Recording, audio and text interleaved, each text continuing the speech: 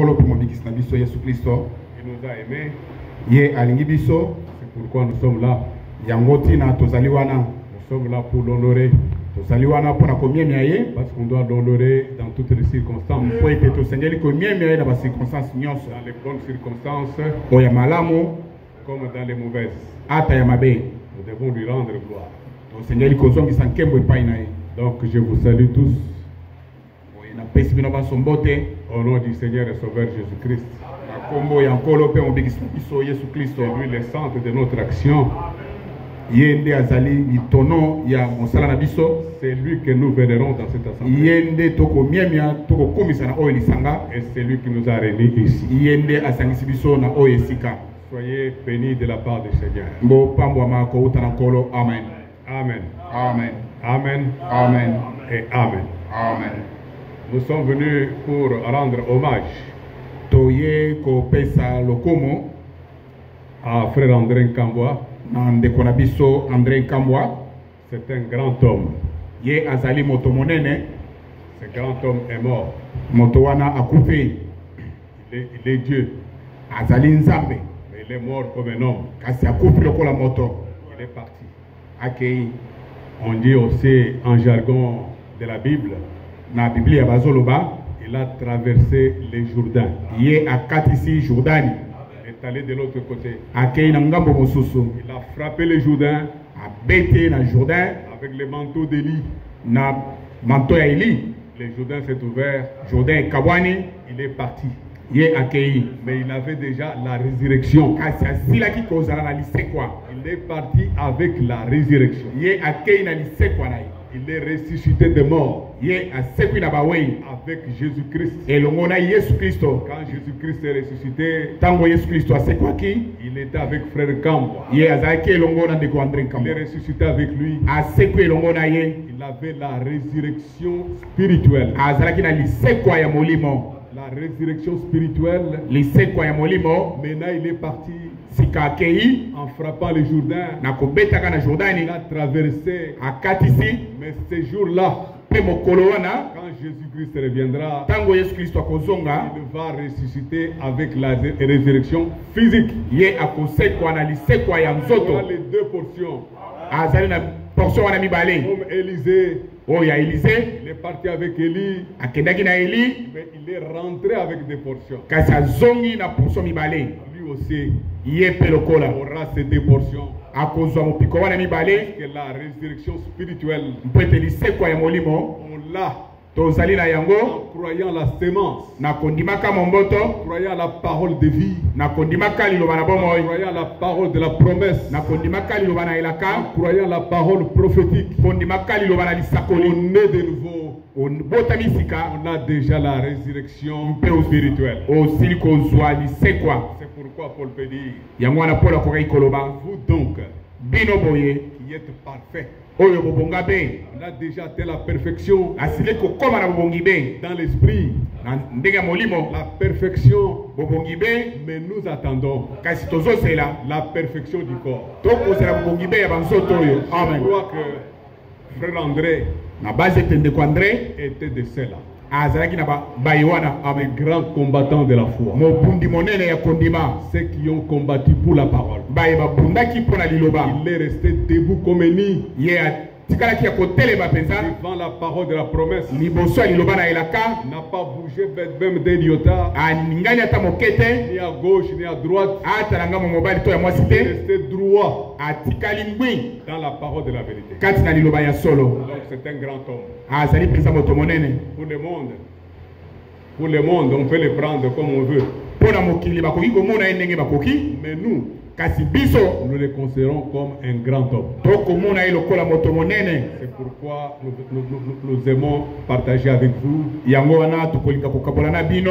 ce soir, Na poko ya lelo. pleurer avec ceux qui pleurent, Kolela na bayi bazolela. mais surtout, Kasi mingi nous mingi. partageons notre joie Tokabola lipono na biso. parce que le frère nous a dévancés. Po ete ndeko ye akei yambo na biso. Il est parti, Ye akei. il nous a dévancés. Akei liboso na biso. Nous savons que nous allons le voir. Amen. Toyebi ete tokomona ye. Nous allons le voir tokomona ye quand nous aurons aussi la résurrection physique, tango tokozope lisekwa ya nzoto la transmutation de notre corps. mbongwana ya banzoto na biso C'est la résurrection physique. yango ezali lisekwa mpenza ya nzoto Aussi des portions, tokozwa mpe mopiko mibale la résurrection spirituelle lisekwa ya molimo et la résurrection physique. mpe lisekwa ya nzoto Et en ces jours-là, mokolo wana nous allons rencontrer notre frère. tokokutana na ndeko na biso Nous allons considérer les Écritures, tokotala makomi mais nous parlerons plus du témoignage de Frère Kambo.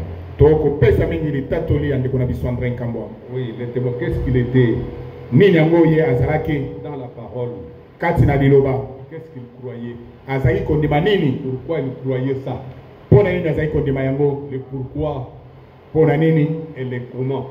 mpe boni Comment il croyait boni azalaki kondima et pourquoi il croyait. mpe mpo na nini azalaki kondima C'est ce que nous allons essayer de parler ensemble. yango tokomeka kolobela yango elongo Et nous allons aussi parler à nous, mpe tokomilobela biso nous les mortels, biso baya kokufa qui sommes restés encore vivants. oyo totikali nano na bomoi Parce que quand nous prêchons, po ete ntango tozoteya nous ne prêchons pas frère André. tozoteya lisusu ndeko andre te Lui, il est parti. ye akei Même dans l'école, là, qui est la mort, ata na nzoto wana eza kuna na mort il n'est pas dedans. azali kuna te Il est parti. ye asakei Il est allé avec Abraham. ye akei na abraham Il est allé avec tous les saints. akei na basantu nyonso Il est au paradis. ye azali na paradis Dans amen ces jours-là, mokolo wana azozela ces mokolo wana jours-là, ils vont ressusciter tous. mokolo wana oyo bakosekwa La résurrection physique. lisekwa mpenza ya nzoto Et nous allons nous voir. mpe tokomonana Et nous irons ensemble mpe tokokende baso au elongo repas de noces. na feti ya libala Ça sera comme un jour. ekozala lokola mokolo moko Ça sera comme si les morts seulement aujourd'hui. ekozala kaka neti akufi lelo Mais quand ils ressuscitent, mpe ntango asekwi ça sera comme un clin d'œil. ekozala na kobeta ya liso Pour lui, pour les morts. mpo na mowei Ça sera comme un clin d'œil. ekozala lokola kobeta ya liso Ils ne verront pas tout le temps qu'ils ont passé à attendre. tokomona bantango nyonso oyo bango bavandi kozela te Non, ils ne sont pas soumis au temps. bakangami na ntango te Le temps n'a plus d'influence sur eux. ntango ekozala su na influence moko te likolo na Ils bango vont ressusciter comme en un clin d'œil. bakosekwa na kobeta liso Amen. amen Amen. amen Alors nous utilisons l'écriture tozosalela likomi qui est mise sur le tableau là. likomi oyo batie na tableau wana totie libanda kuna L'écriture qui accompagne la photo. likomi oyo ezobila foto wana ya ndeko andre Parce que ce que nous avons là, c'est la photo de Frère André. oyo totie libanda kuna ezali foto ya ndeko andre Ce n'est plus lui, ezali lisusu ye te mais c'est sa photo. ezali foto na ye Donc nous le voyons à travers cette photo. tokomona ye na nzela ya foto wana Et l'écriture dit ceci. likomi elobi boye Nous sommes dans 2 Timothée 4, tozali na mokanda ya timote ya mibale mokapo ya mine verset 7 molongo ya sambo et verset 8. mpe ya mwambe Je vais faire en sorte que je ne sois pas long. nakosala na lolenge ete nazala molai mpenza te Parce que le sommeil aussi vient. mpo ete pongi mpe eyaka Le sommeil vient. pongi eyaka Je ne vais pas vous prendre du temps, nalingi kozwa bino ntango molai te 30 ou 45 minutes, kozwa 30 to 45 minutes ya liteya par là. 30 ou 45 minutes par là. tokozwa 30 to 45 minutes na koloba Alors nous lisons l'écriture. totangi likomi Dans 2 Timothée 4, na timote ya mibale mokapo ya mine verset 7 molongo ya sambo et verset 8. kino ya mwambe Il dit ceci. elobi boye J'ai combattu le bon combat. nabundi etumba malamu J'ai combattu le bon combat. ngai nabundi etumba ya malamu J'ai achevé la course. ngai nasilisi kopoto Ah oui, nous étions dans une course. tozalaki kati na kopoto Mais lui a achevé la course. ye asilisi kopoto na ye Et j'ai gardé la foi. mpe nabateli kondima amen Arrêtons-nous là. totelema nano wana J'ai combattu le bon combat. nabundi etumba malamu Le combat que Frère Kambo menait, c'était quel combat? etumba oyo ndeko andre nkambo azali kobunda eza etumba nini Est-ce que c'était le combat pour manger les pions? ezalaki etumba kaka ya kolia bampioni C'était le combat pour manger les foufous? ezalaki etumba ya kolia kaka fufu Non, non. te Il menait un combat ye azalaki kobunda etumba moko de la parole. ya liloba C'est ça Yango. Il a combattu le bon combat. Abundi etumba malamu. Il a gardé la foi. Ye abateli kondima.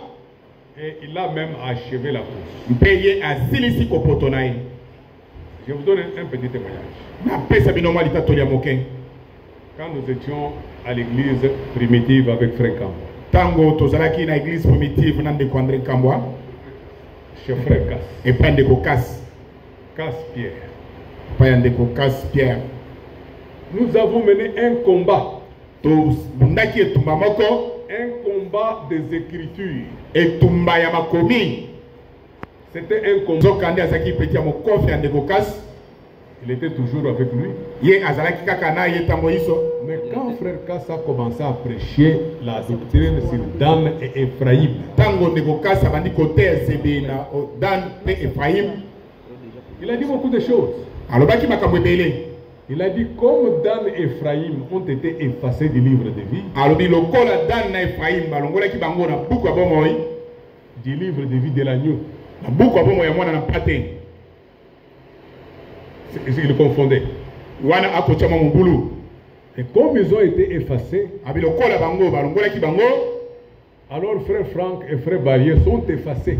Abiboye ndeko Franck na ndeko Barrier balongoli bango pe. Ah, et nous étions assis dans les bancs. Wana biso to vandaki na baban. C'est ce jour-là que nous avons pris les armes. Et zali mokolo wana nde to zuri bundeli. Les armes conventionnelles, bibundeli oyo penza indimani, et les armes non conventionnelles. Na bibundeli oyo indimani te. Nous avons combattu. To bundaki. Vous dites que Dan, on le met de Dan et Ephraïm, na Ephraïm ont été effacés. Bango balongolaki bango. Alors Frère Franck boye ndeko Franck et Frère Barrier na ndeko Barrier sont aussi effacés. Bango pe balongoli bango. Ah non. Nous n'avons pas digéré ça. Wana to ndimaki yango te. Et j'ai partagé ces choses avec Frère André. Na zai ko kabola biloko oyo na ndeko André. Parce que j'avais lu dans le livre de Levi, le livre de cet âge de l'église. Dans ce livre-là, on écrit à l'église de Sardes, on écrit. Et regardez que Dan et Ephraïm ont été effacés du livre de vie. Mais quand ils viendront dans le ciel, ils seront là. Ils seront dans le ciel. Conformément à Ézéchiel 48. Quand nous avons lu Ézéchiel 48, on donnait le nombre de tribus qui seront dans la Jérusalem céleste. Alors j'ai compris que Dan et Ephraïm qui ont été effacés, c'est leur tribu après le schisme qui a eu. Quand ils se sont séparés, le royaume de Juda d'un côté, le royaume d'Israël de l'autre côté, alors ils sont allés fabriquer des veaux d'or qu'ils ont mis à Dan et Ephraïm. Ainsi, le Seigneur les a effacés. C'était leurs enfants. Mais Dan et Ephraïm, ceux qui étaient en Égypte, seront au ciel. Et nous avons trouvé des écritures. Nous avons trouvé aussi des lettres circulaires. Nous avons trouvé des brochures de Frère Branham. Dans les trônes, Frère Branham dit Dan, c'est un aigle. Alors vous effacez un aigle du ciel. Non. Dan, c'est un aigle. Ne pouvait pas être effacé du ciel. Alors quand j'ai donné ces choses à Frère André, Frère André est allé engager les combats. Le combat frontal avec les anciens de l'église. Il leur a dit, vous êtes à côté de la plaque. Parce que Vous considérez que Dan et Ephraïm sont effacés? Et s'ils ne seront pas dans la Jérusalem céleste? Et vous paraphrasez, vous dites, frère Franck aussi, frère Barrier, sont effacés. Vous êtes à côté. Et ça a suscité un débat. Un débat général. Nous sommes allés à ce débat avec frère André et d'autres frères.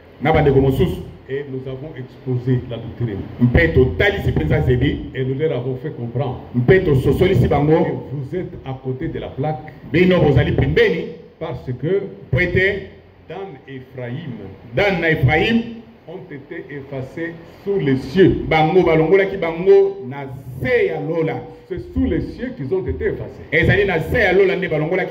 dans le ciel, dans la Jérusalem céleste, Dan et Ephraïm sont là. C'était le premier combat que nous avons mené avec frère André. Et de ce combat-là, cette assemblée a commencé. Parce que nous avons appliqué ce que la Bible dit. Ce que pour le prophète dit. Il a dit que il faut abandonner les anciens. Ils ont abandonné la parole. Et si un croyant a la compréhension claire de la parole plus que son pasteur, il n'est plus de cette assemblée. C'est pour ça que nous sommes partis et cette assemblée a commencé. C'est le combat qu'il avait mené. J'ai combattu le bon combat. J'ai achevé la course. J'ai gardé la foi. Ça, cet homme que nous pleurons, il l'a fait. Et il l'a fait de la très bonne manière. Ça, c'est quelque chose qu'on ne peut pas lui arracher. Même dans quel état il se trouverait, on ne pourra jamais lui arracher. Parce qu'il croyait. Et quand on a continué, nous sommes entrés dans un sujet très très important. Avoir et être baptisé du Saint-Esprit. Et ça aussi, il a défendu bec et ongle. Il a partout chez les frères. Chez les frères partout. Il allait combattre. En fait, c'est quoi? Avoir le Saint-Esprit. Quand est-ce qu'on a le Saint-Esprit? Quand est-ce qu'on a le Saint-Esprit? Le Saint-Esprit, on l'a quand il est né de nouveau. C'est ça. Quand tu es né de nouveau, tu as le Saint-Esprit. Parce que tu es né de l'Esprit et de la semence. Tu es l'enfant de l'Esprit et l'enfant de la semence. Ainsi, un homme né de nouveau, il a le Saint-Esprit. Il a le Saint-Esprit. Mais c'est différent d'être baptisé du Saint-Esprit. Avoir le Saint-Esprit, c'est différent d'être baptisé du Saint-Esprit. Parce qu'on est baptisé du Saint-Esprit quand? Quand le Saint-Esprit vient entrer dans la nouvelle naissance pour te mettre au service. C'est là que tu es baptisé du Saint-Esprit. Et nous avons dit, le même Saint-Esprit qui est à la Pentecôte doit être le même Saint-Esprit d'aujourd'hui. De la même manière qu'on a été baptisé à la Pentecôte doit être la même manière aujourd'hui. Maintenant, comparez sur l'espace de Kinshasa. Prenez seulement l'espace de Kinshasa. Comparez. Qui sont baptisés du Saint-Esprit? Nous avons toujours posé cette question. Qui sont baptisés? Si tout le monde est baptisé du Saint-Esprit, ils devaient être ensemble. Ah oui. Si tout le monde est baptisé du Saint-Esprit, les mêmes Saint-Esprit de la Pentecôte devaient être ensemble. Mais pourquoi il y a des divisions? Il y a des critiques. Les gens de cette assemblée critiquent cette assemblée. Mais quand vous entrez là-bas, ils se disent baptisés du Saint-Esprit. Vous allez là-bas, ils se disent baptisés du Saint-Esprit. Mais ils ne sont pas ensemble. Ah, c'était qu'il le prouve. Ce n'est pas des baptêmes du Saint-Esprit. C'est qu'ils ont. Ils ont peut-être la nouvelle naissance. Mais on attend tous d'être baptisés du Saint-Esprit. C'est ce que Frère Franck dit. Dans les différentes brochures. Dans les différentes lettres circulaires. Dans la lettre circulaire de 2010. Maintenant, nous avons reçu la sémence. Nous avons reçu la parole de la promesse. Nous avons le Saint-Esprit. Mais nous attendons les manifestations du Saint-Esprit. Que Dieu lui-même restaure la Pentecôte originale. Amen. Qu'il restaure la Pentecôte originale. Les mêmes ministères. Les mêmes dons du Saint-Esprit. Parce que le commencement doit être comme la fin. Et ça, Frère André le défendait. C'est ça les combats. Quand il dit j'ai combattu le bon combat, c'est entre autres ça. C'est entre autres. Il a combattu aussi pour la nouvelle naissance. Vous savez, ce que nous avons remarqué, beaucoup de gens de toute espèce, beaucoup de gens ne sont pas nés de Excusez-moi. Les anciens dans la salle qu'ils m'excusent. Ce n'est pas pour se moquer des gens que je le dis. Mais c'est un constat. Parce que vous trouverez dans une assemblée le pasteur prêche. Il ne dit pas aux croyants comment on est de nouveau. Ah ouais, c'est vrai. Comment on est de nouveau? Il va dire, dès que vous croyez en Jésus-Christ, vous êtes né de nouveau. Non. Nous nous disons non. C'est pas vrai. Parce que si vous êtes né de nouveau, c'est que vous êtes passé de la mort à la vie. Et si vous êtes passé de la mort à la vie, cela veut dire que vous êtes un élu. Et si vous êtes un élu, vous allez ressusciter à la première résurrection. C'est pas ça? Mais dites amen, non? Amen. Vous allez ressusciter à la première résurrection. Mais on constate qu'il y a des gens qui ne ressusciteront pas à la première résurrection. Ils vont ressusciter à la deuxième résurrection. Au jugement du trône blanc. Et ils seront jugés. Ils seront jugés par les élus. Ils seront jugés de ce qu'ils ont fait. Mais après seulement, on constatera qu'ils ont une trace de sang. Et c'est ainsi qu'ils vont entrer dans la vie éternelle. Ils n'ont pas la vie éternelle maintenant. Ceux qui ont la vie éternelle maintenant, ce sont les élus. Vous voulez l'écriture? Jean 5, 20. Jean 5, 24. Lisons. Jean 5, 24. Oui, 24.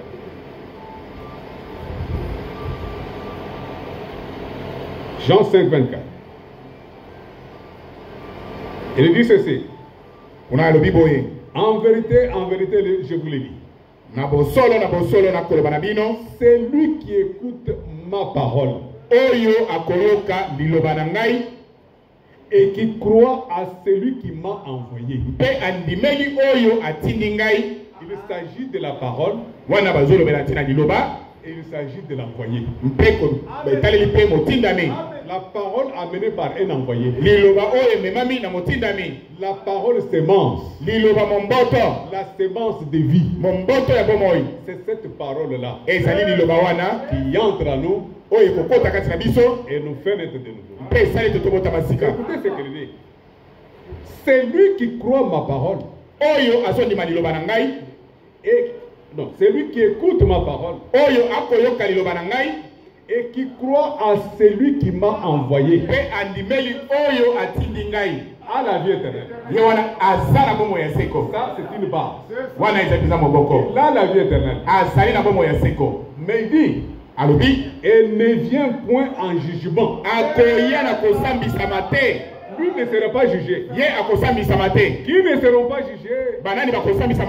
Les élus. Amen. Les élus ne seront pas jugés. Pourquoi? Parce qu'ils sont justifiés aujourd'hui. Amen. Ils sont justifiés en croyant la parole de la promesse. Ils sont nés de nouveau. C'est ainsi qu'ils ne viennent pas en jugement. Mais il ajoute, il est passé de la mort à la vie. Donc un élu, comme celui qui est mort là, notre frère, il est passé de la mort à la vie. Lui, il est vivant. Il est passé de la mort à la vie. C'est pourquoi il ne vient pas en jugement. Nous voyons que les appelés, ils viennent en jugement. Le jugement du trône blanc. La deuxième résurrection. Quels sont les appelés? Ils ont crié en Jésus-Christ comme leur sauveur. Comme leur sauveur. Mais ils n'ont pas cru en lui comme leur Seigneur. Qu'est-ce qu'il dit encore? Est-ce qu'on peut croire comme Seigneur, comme sauveur? Non! Ces choses ont de l'importance. Ce sont les élus qui croient en Jésus-Christ comme leur Seigneur. Amen. Lisez la prédication, les 5 identifications d'une église. 5 identifications d'une église. Lisez aussi la clé dans la porte. Lisez aussi 1 Corinthiens 12.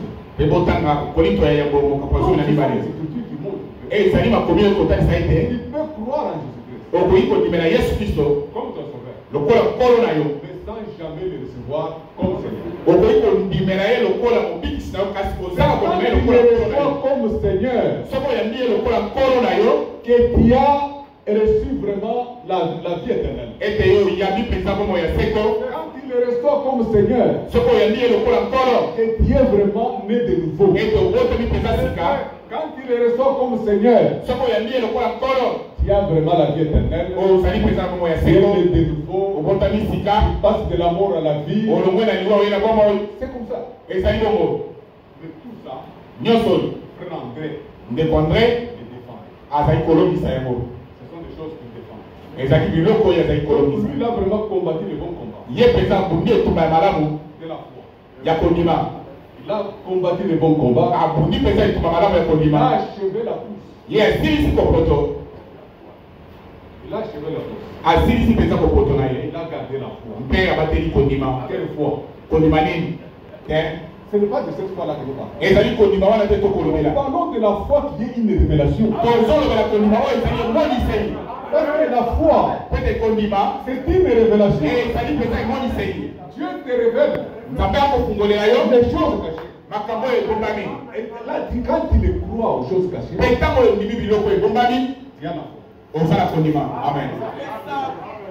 La foi, c'est pas non, moi je crois en Jésus. Alors j'ai la foi. Non. Oui, vous avez la foi. C'est une foi foi par acceptation. ezali kondima oyo eyamba. C'est-à-dire, vous acceptez ondimi ce que Dieu a fait pour toi. oyo nzambe asali mpo na yo. C'est déjà fait. esili kosalema. À Golgotha, c'était déjà fait. na Golgotha esili kosalema. Nous avons déjà eu la guérison. tosili kozwa kobikisama. Nous avons déjà eu tout à Golgotha. nyonso tosili kozwa na Golgotha. Quand tu acceptes ce qu'il a fait à Golgotha, ntango oyo ondimi maye asali na Golgotha tu as une foi par acceptation. ozali na kondima moko oyo eyamba. Mais il faut avoir la foi véritable. esengeli ozala na kondima ya La solo. foi véritable, kondima ya solo c'est quand Dieu te révèle sa parole. ezali ntango nzambe akofungolela oyo liloba na Quand ye. il te révèle la parole, akofungolela oyo liloba lolenge il nini. va t'envoyer un envoyé de Dieu. akotindela oyo motindami na nzambe Il va te parler. oyo akolobela yo. Et quand tu crois ce que l'envoyé dit, me ntango oyo kondima maye motindami alobi alors tu as reçu la parole par révélation. oyambi liloba na nzela ya emoniseli. Alors tu as la foi qui est une révélation. oye oza na kondima oyo ezali emoniseli. Croyez ça. azali kondima biloko Il a oyo combattu pour ça. abundi mpo na yango. Il a combattu fort. abundi mpenza. Il a combattu aussi pour la justification. abundi mpe mpo na kolongisama. La justification, kolongisama c'est seulement des élus kaka baponami qui sont justifiés. bango nde balongisami. Seulement des élus. kaka baponami nde balongisami. Parce que la justification, po ete kolongisama là où on parle du Saint-Esprit, kuna bakoloba tina molimo mosantu. Dieu, nzambe Jésus-Christ, yesu kristo il est mort ye akufi pour le pardon de nos péchés. mpo na kolimbisa masumu na biso. Qui pourra comme ça? banani bakondima bongo. Vous tous, j'espère. bato nyonso balingimi lolenge wana. Jésus-Christ yesu kristo est mort ye akufi pour le pardon de nos péchés. mpo na kolimbisa masumu na biso. C'est Romains 4, verset 25. wana eza na Romains 4 verset 25. Mais kasi il est ressuscité ye asekwi pour notre justification. mpo na kolongisama na biso. C'est quand Jésus-Christ est ressuscité ezali ntango yesu kristo asekwi que nous sommes justifiés. nde biso tolongisami. Mais quand il est mort, ntango akufaki il nous a pas justifiés. alongisaki biso te. Justification, c'est quoi? kolongisama ezali nini. C'est-à-dire, elingi koloba vos péchés sont effacés. elingi koloba masumu na yo balongoli. Vos péchés peuvent être pardonnés, masumu ekoki kolimbisama mais non justifiés, kasi balongoli te. non effacés. balongoli te. Vous croyez en Jésus comme votre sauveur. ondimeli yesu kristo lokola mobikisi na yo. Vos péchés sont pardonnés. masumu na yo elimbisami. C'est ce que dit la Bible. nde bongo bibi elobi. Mais pour avoir l'effacement des péchés, kasi mpo na kozwa bolongoli ya masumu il faut être justifié. esengeli te olongisama. Parce que la justification, po ete kolongisama c'est que je vous fais comprendre. ozolanda nga malamu.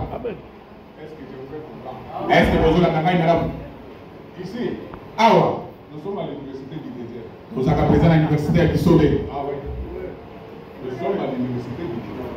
tozalaka na université ya bisobe. Ici, nous démontrons ce que frère quand vous croyez. awa tozali kati na kotalisa mai ndeko makambo andre azali kondima. Ce que vous croyez. biloko oyo azali kondima. Croyez. kondima na ye mpenza Les tokote. péchés sont effacés.